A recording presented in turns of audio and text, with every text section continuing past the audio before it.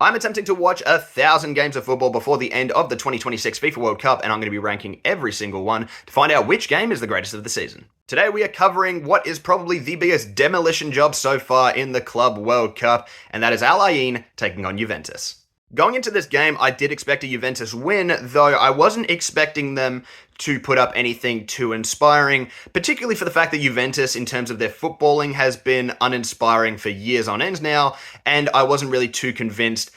with them under Igor Tudor at the back end of the season, so I wasn't really expecting anything too special going into this game. Especially because Al-Ain aren't really that bad of a team. They're a strong team out of the UAE, and I thought that while they weren't going to beat Juventus, they may actually put up a little challenge and make it a bit difficult for the Italians. But oh boy, how wrong I was. Juventus absolutely mopped the floor with Al-Ain in the first half, absolutely battering them at every opportunity, and it started in the 11th minute when Randall Kolo Muani would score a beautiful finish to make it 1-0, and that was followed up by Sergio Conceição, who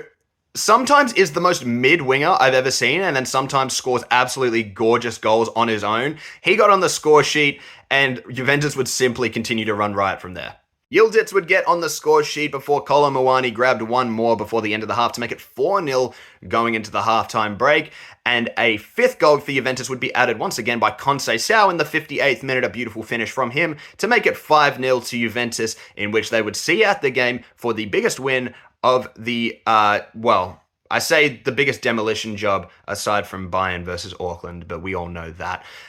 One of the best results I've seen so far from Juventus in probably the last year worth of football, so very good play by them today.